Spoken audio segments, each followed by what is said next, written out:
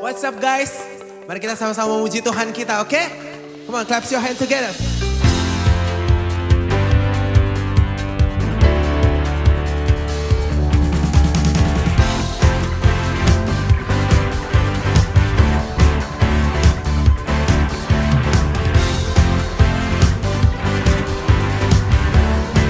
Mari sama-sama katakan.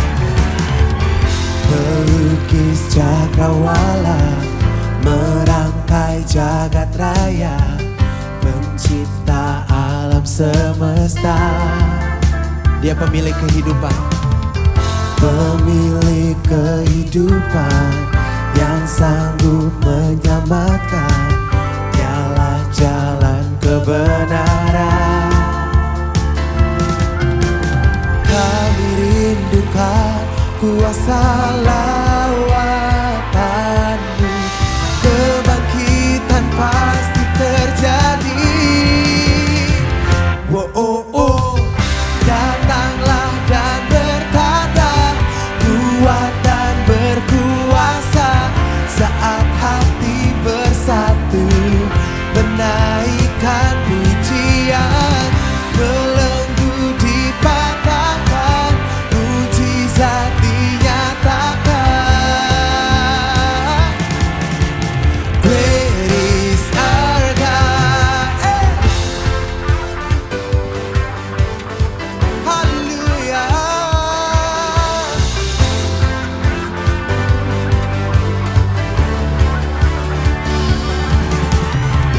Pemilik kehidupan yang sanggup menyelamatkan.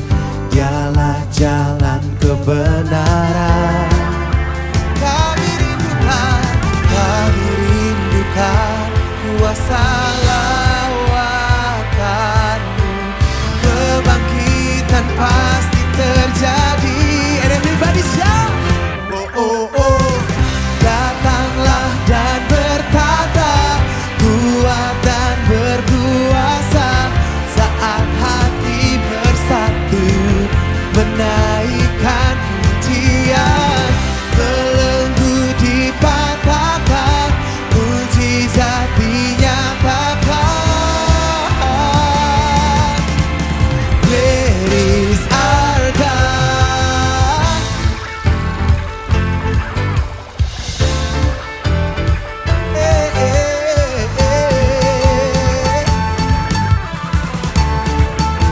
Mari kita memuji Tuhan kita. Haleluya. Kami rindukan kuasa lawatanmu, kebangkitan pasti terjadi. Oh, oh.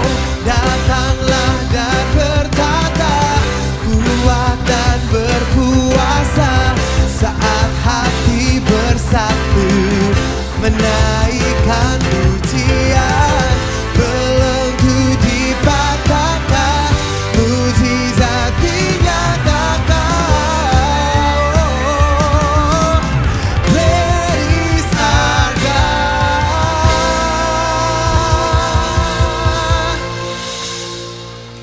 Thank you Jesus, kami bersyukur Tuhan.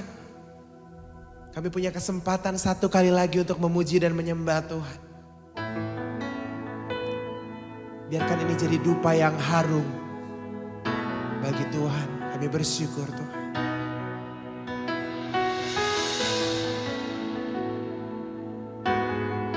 Terima kasih Tuhan.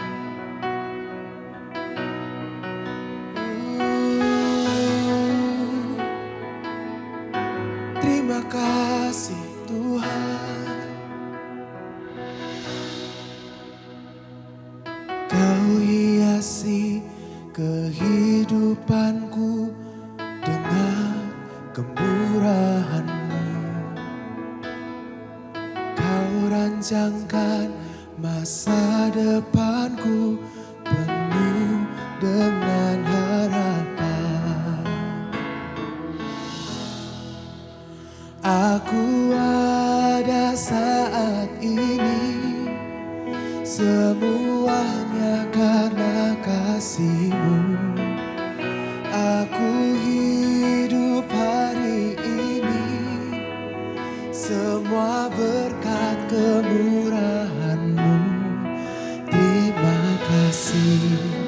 Yesus, Engkau sangat baik, teramat baik bagiku. Terima kasih Tuhan, Kau hiasi kehidupanku dengan kemurahan-Mu. Kau rancangkan masa depanku penuh dengan harapan. Aku ada saat ini, semuanya karena kasih-Mu. Aku hidup hari ini, semua berkat kemurahan-Mu. Terima kasih Yesus, Engkau sangat baik, teramat baik bagiku. Mari naikkan ucapan syukur-Mu kepada Tuhan. Katakan terima kasih Tuhan. Hari demi hari, minggu demi minggu, waktu demi waktu, Tuhan beserta dengan setiap kami. Terima kasih.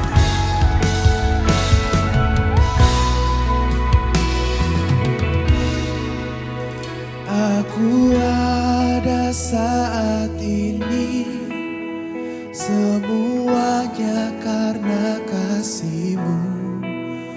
Aku hidup hari ini, semua berkat kemurahan-Mu.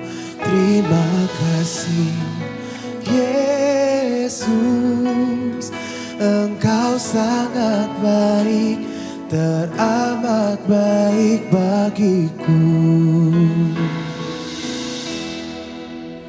Aku ada saat ini, semuanya karena kasih-Mu. Aku hidup hari ini, semua berkat kemurahan-Mu. Terima kasih Yesus, Engkau sangat baik, teramat baik. Aku ada,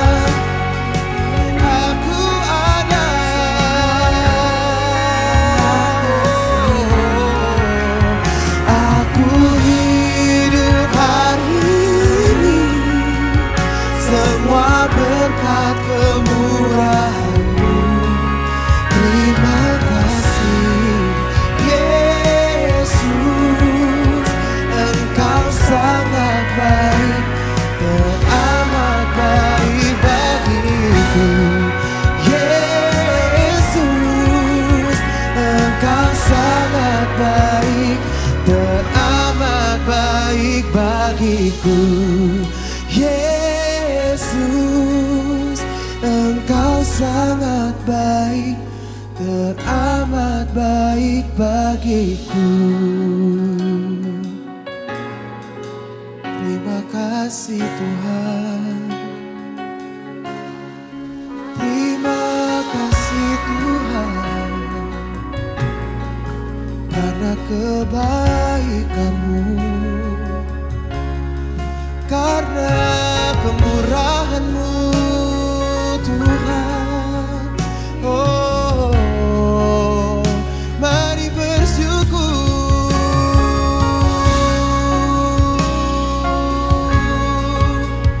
Terima kasih Tuhan, terima kasih Bapa, terima kasih Tuhan.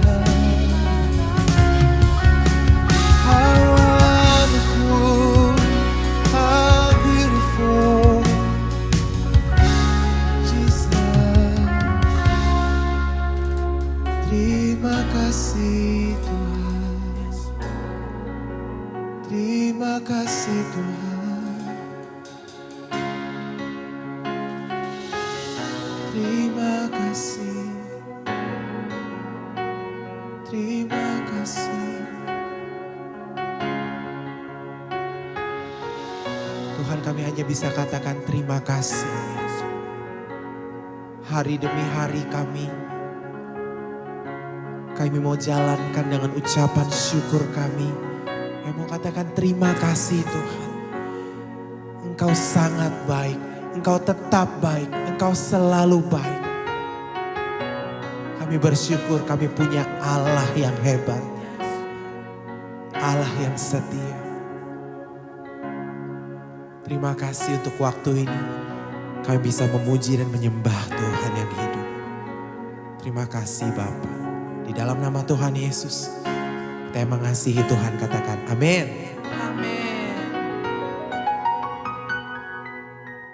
Shalom generasi muda yang dikasih Tuhan, apa kabar semuanya? Saya percaya penyertaan dan pemeliharaan Tuhan boleh nyata atas setiap kita, amin. Nah, hari ini kita mau belajar tentang berjiwa besar teman-teman. Apa sih berjiwa besar menurut Alkitab, dan kira-kira siapa ya tokoh Alkitab yang boleh memberikan teladan bagi kita tentang berjiwa besar? Namun sebelum itu teman-teman mungkin pernah mendengar sebuah ungkapan yang berkata, orang yang berjiwa besar bukanlah mereka yang tidak pernah menangis. Mereka tetap menangis, namun mereka dapat menyeka air matanya sendiri. Kira-kira apa sih maksud dari ungkapan ini? Nah, kita percaya teman-teman bahwa sekuat apapun seseorang atau sehebat apapun seseorang pasti pernah mengalami pergumulan yang sangat berat dalam hidupnya. Tetapi yang membedakan mereka berjiwa besar atau tidak berjiwa besar adalah respon mereka. Apakah mereka bisa bangkit dari keterpurukannya atau mereka menikmati keadaan yang sangat tidak enak itu. Jadi teman-teman, berjiwa besar ini adalah sebuah sikap hati yang akan nampak dan muncul ketika seseorang mengalami masalah atau ujian kehidupan. Nah, sama sih kira-kira kayak waktu kita sekolah. Kalau kita sekolah pasti kita akan mengalami ujian dulu baru bisa naik kelas. Gak mungkin seseorang bisa lulus SD terus naik ke SMP kalau dia gak pernah namanya ujian nasional gitu ya.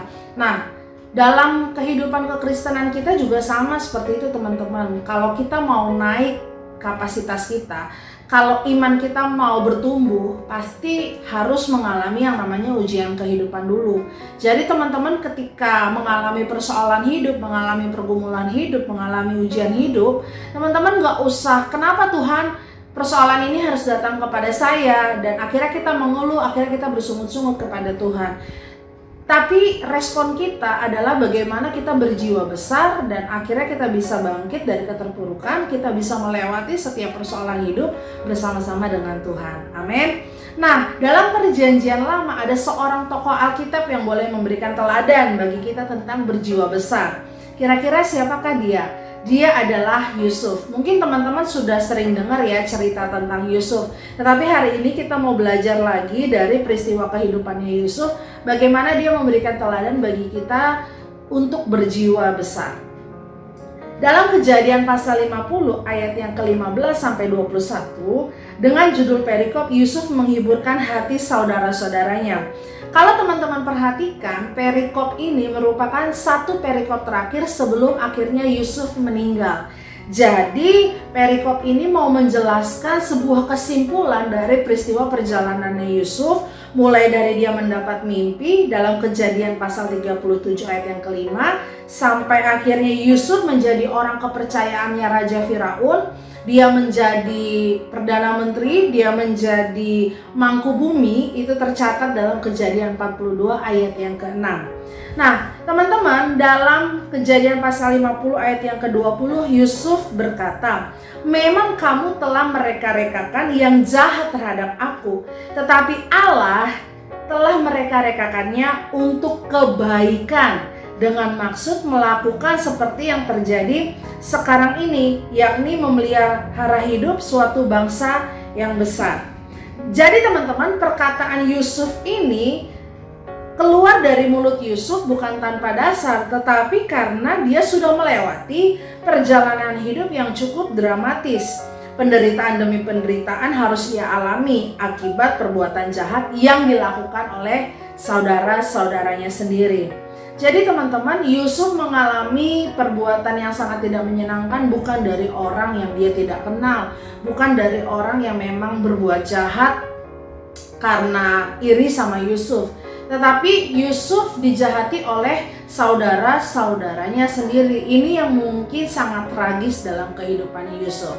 Nah, tetapi ada 3 kebenaran firman Tuhan yang boleh memberkati kita hari ini.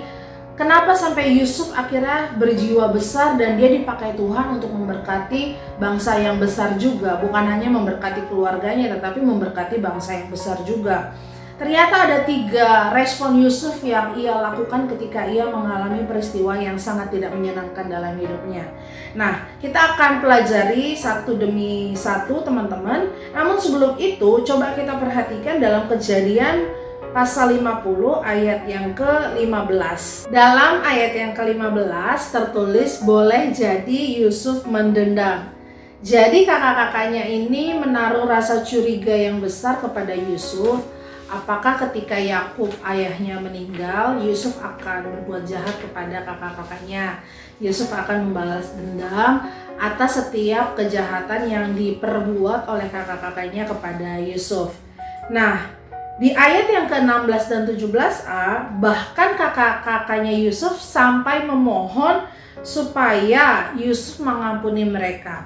Mereka meminta kemurahan hati Yusuf supaya Yusuf tidak melakukan kejahatan kepada mereka. Nah, lalu apa respon Yusuf teman-teman? Tertulis di ayat yang ke-17b. Lalu menangislah Yusuf. Menariknya, reaksi Yusuf menangis ketika berjumpa dengan saudara-saudaranya bukan hanya terdapat dalam peristiwa ini saja. Jadi ada beberapa peristiwa ketika Yusuf bertemu dengan saudara-saudaranya, ia menangis. Nah, ada dalam Kejadian 42 ayat yang ke-24. Saya bacakan buat kita Kejadian 42 ayat yang ke-24 dengan judul perikop, saudara-saudara Yusuf pergi ke Mesir, ayat yang ke-24. Maka Yusuf mengundurkan diri dari mereka lalu menangis. Kemudian ia kembali kepada mereka dan berkata-kata dengan mereka. Ia mengambil Simeon dari antara mereka lalu disuruh belenggu di depan mata mereka. Jadi kakak-kakaknya ini pergi ke Mesir untuk meminta bantuan pangan karena di Israel sedang kelaparan. Nah, Yusuf belum memperkenalkan dirinya kepada kakak-kakaknya. Lalu ada dalam Kejadian 43 ayat yang ke-30, peristiwa yang kedua Yusuf menangis. Tertulis dalam ayat 30, lalu segeralah Yusuf pergi dari situ sebab hatinya sangat terharu merindukan adiknya itu. Dan dicarinyalah tempat untuk menangis. Jadi ketika saudara-saudara Yusuf pergi kedua kalinya ke Mesir, Yusuf menjumpai mereka dan Yusuf menangis. Kemudian dalam Kejadian 45 ayat yang ke-15, ini perikopnya bercerita tentang Yusuf memperkenalkan diri. Akhirnya Yusuf memperkenalkan diri kepada saudara-saudaranya. Ayat yang ke-15, Yusuf mencium semua saudaranya itu dengan mesra dan ia menangis sambil memeluk mereka. Jadi peristiwa Yusuf menangis ketika berjumpa dengan saudara-saudaranya tercatat 4 kali. Ketika Yusuf bertemu pertama dengan saudara-saudaranya, kemudian Yusuf bertemu kedua, dan Yusuf akhirnya memperkenalkan diri, dan terakhir ketika Yusuf dimohonkan kemurahan hati oleh kakak-kakaknya untuk mengampuni mereka, Yusuf pun menangis. Jadi reaksi Yusuf menangis ini sebenarnya menunjukkan kelembutan hatinya Yusuf, teman-teman.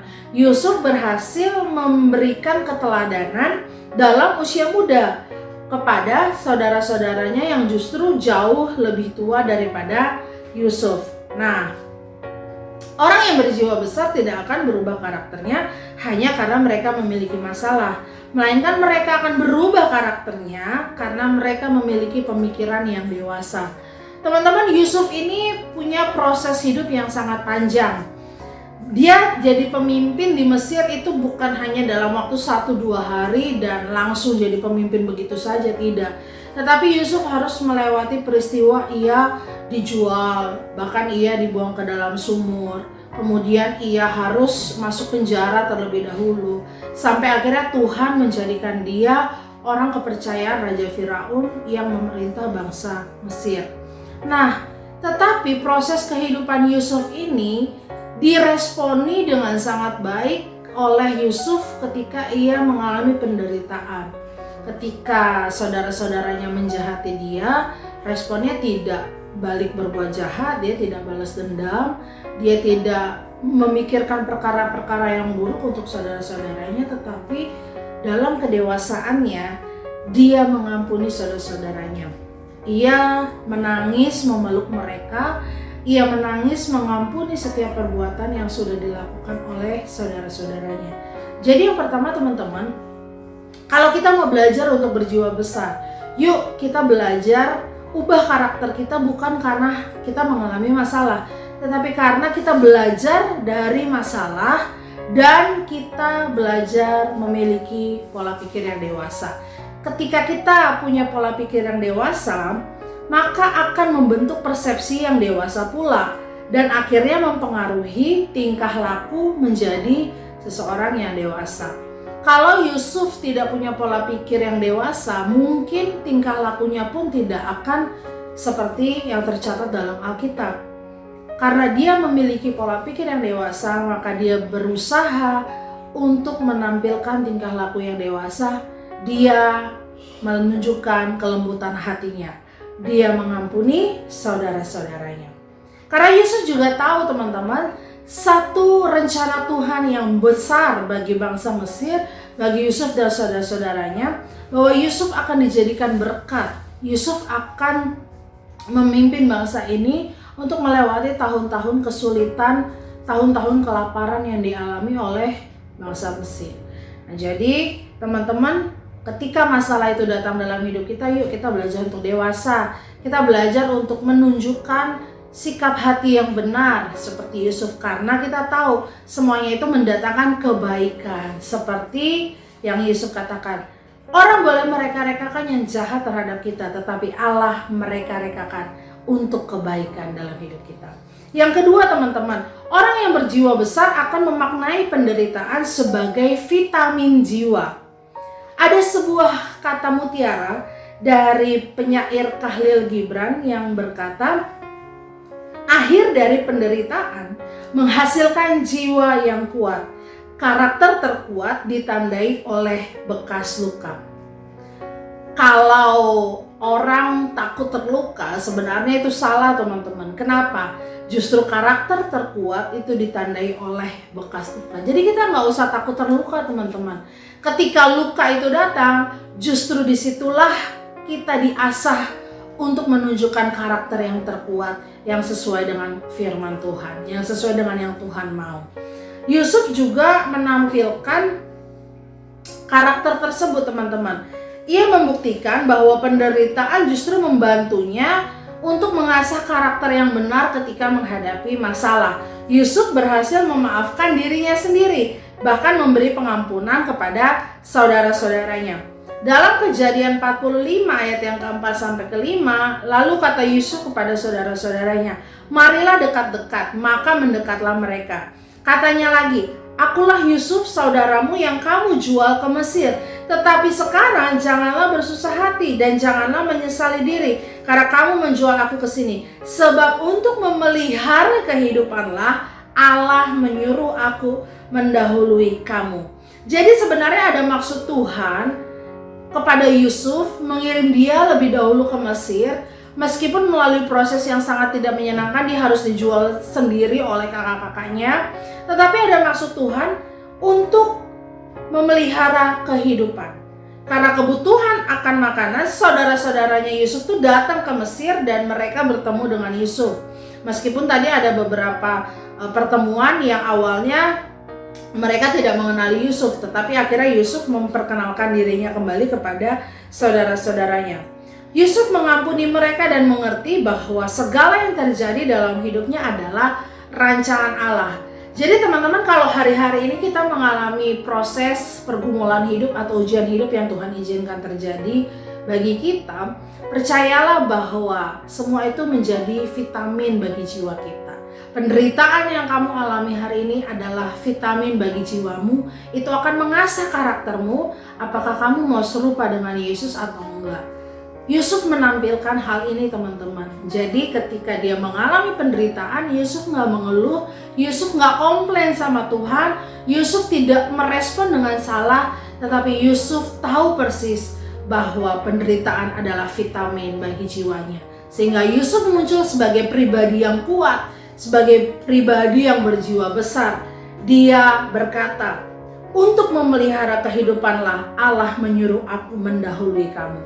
Tidak ada dendam sedikit pun dari Yusuf ketika Yusuf tampil sebagai seorang pemimpin dan saudara-saudaranya tampil sebagai orang-orang yang sedang kelaparan dan sedang membutuhkan pertolongan Yusuf.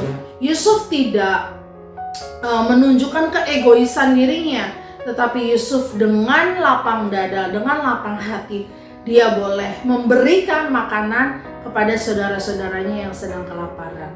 Jadi Yusuf mengalami penderitaan, memaknai penderitaan sebagai vitamin jiwa untuk mengasah karakternya semakin kuat, semakin nyata bahwa Allah menyertai Yusuf.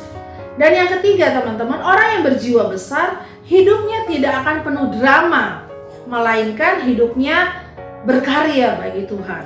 Ketika Yusuf mengalami proses hidup yang tidak menyenangkan, ia tidak melihatnya sebagai masalah yang besar yang harus membawanya mengalami kesedihan yang berlarut-larut, melainkan Yusuf melihat proses hidupnya sebagai sebuah kesempatan untuk menggenapi rencana Allah dalam dirinya. Mungkin teman-teman sering lihat film-film drama ya, drama Korea atau film-film di televisi yang menceritakan drama rumah tangga dan ya segala macam itu. Terus akhirnya ada ending yang mungkin tidak baik gitu kan. Nah, tetapi di dalam Tuhan teman-teman, kalau kita mengalami pergumulan, yuk kita belajar berjiwa besar. Belajar hidup tidak penuh dengan drama. Apa sih hidup penuh dengan drama? Ya, kita nggak memaknai firman Tuhan, kita nggak bertumbuh, kita ikut arusnya dunia, kita mengeluh gitu ya teman-teman. Nah, tetapi yang Yusuf lakukan adalah dia berusaha berkarya. Waktu dia di dalam penjara, dia berusaha menafsirkan mimpi. Waktu dia diberikan kepercayaan, dia berusaha untuk memberikan hasil yang terbaik. Jadi ketika kita ada dalam sebuah pergumulan hidup yang Tuhan izinkan terjadi, yuk belajar untuk tidak penuh dengan drama, tapi kita belajar berkarya. Mungkin hari-hari ini kita mengalami kesulitan, mungkin hari-hari ini kita mengalami ujian hidup yang Tuhan izinkan terjadi, tapi yuk belajar untuk kita berkarya bagi Tuhan dalam keterbatasan kita, dalam kelemahan kita, dalam ketidakmampuan kita. Yuk kita belajar tetap berkarya bagi Tuhan. Berkarya itu nggak mesti harus punya uang banyak teman-teman. Berkarya itu nggak mesti harus punya fasilitas yang hebat. Berkarya itu nggak mesti harus dilihat banyak orang, enggak. Berkarya itu adalah melakukan apa yang Tuhan mau untuk kita lakukan dan menyenangkan hati Tuhan. Jadi yuk kita belajar berkarya mungkin dari hal-hal yang kecil kita lakukan setiap hari supaya rencana Allah tergenapi dalam hidup kita teman-teman. Di ayat yang ke-21, tetapi Allah telah mereka-rekakannya untuk kebaikan dengan maksud melakukan seperti yang terjadi sekarang ini, yakni memelihara hidup suatu bangsa yang besar.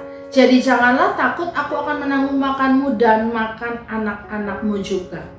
Jadi tidak mungkin Yusuf berhasil menjadi penguasa di Mesir dan mampu memelihara kehidupan saudara-saudaranya, bahkan suatu bangsa yang besar, jika ia tidak bangkit dari pergumulan peristiwa hidup yang pahit.